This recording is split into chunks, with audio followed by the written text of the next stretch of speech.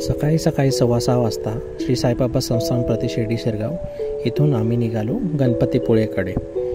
गणपतीपुळेकडे जाण्याचा अपेक्षित वेळ इथून 6 ते 7 तासमध्ये आहे.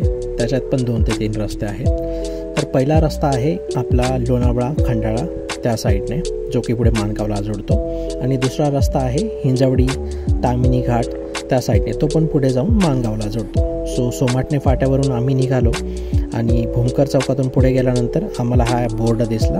हा बोर्ड एक्झॅक्ट लोकेशन कुठे आहे ते आम्हाला सांगू शकता तुम्ही कमेंटमध्ये. त्याच्यानंतर पुढे लेमन ट्री हॉटेलजवळून हिंजवडी फेजमधून आम्ही मान रस्त्याकडे निघालो. मान रस्त्याकडे गेल्यानंतर मानदेवीचे दर्शन करत करत पुढे आम्ही हिंजवडी फेज 3कडे निघालो. हा रस्ता पुढे सरळ पौड रोडवरून जातो आणि पुढे तामिनी घाटातून जातो. पौड रोडला आम्ही थोडा वेळ ब्रेक घेतला आणि त्याच्यानंतर पुढे आम्ही निघालो तामिनी घाटाकडे. तामिनी घाटाकडे गेल्यानंतर पुढे हा रोड सरळ मान रोडला जोडतो आणि मान रोडपासून खूप मोठा रोड तुम्हाला तिकडे लागेल. तिथे आम्ही 9:15 वाजता जोशी वडेवाले यांच्याकडे थांबलो. हे तर वेल नोन प्लेस आहे आणि हाच रोड पुढे तुम्हाला गणपतीपुळेपर्यंत घेऊन जाईल. हा रोड खूप पुढे गेल्यावर खूप मोठा आहे हा रोड आणि नवीनच रोड तयार होतो आहे अजून काही ठिकाणी. तर या रोडवर 3 टोल तुम्हाला लागतील, पण 3ही टोल बंद आहेत. त्याच्यामुळं सध्या तरी काम चालू असल्यामुळे तुम्हाला टोल नाही द्यावं लागणार. आणि अतिशय सुंदर असा हा रोड आहे. याच्या पुढे इथून एकदम तुमचा स्पीड वाढेल.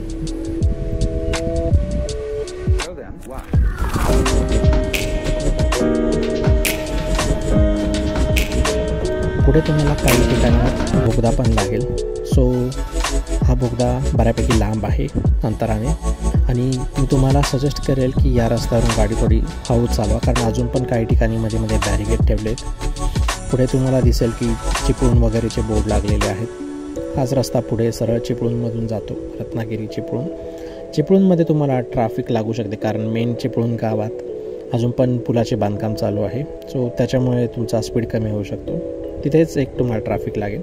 आणि वीकडेजमध्ये गेल्यामुळे ट्रॅफिक आम्हाला कमी होती, पण विकेंडची काय परिस्थिती आहे तुम्ही आम्हाला एकदा सांगा.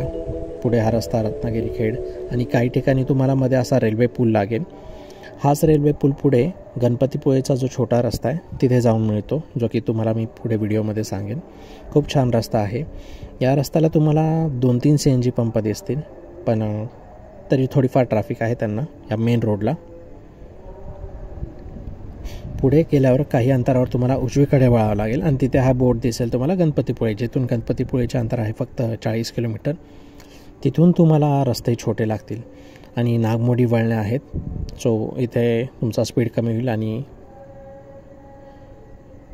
तुमचे वाहन पण हळू चालेल.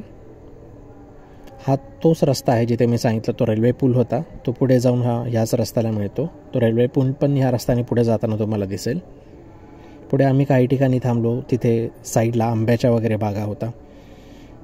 आणि पुढे गेल्यावर एक गुड न्यूज आहे, ज्यांच्या CNG गाड्या आहेत त्यांच्यासाठी खूप चांगलं आहे. इथे खूप कमी ट्रॅफिक असते. CNG पंपासाठी खूप कमी गाड्या असतात आणि CNG पंप चालू पण आहे जसं तुम्ही बघशाल. तर CNG पंपवाल्यांसाठी चांगले आहे. आणि पुढे 10 किलोमीटर अंतरावर गणपतीपुळे लागेल, जिथे आम्ही 1:30 वाजेपर्यंत पोहोचलो आणि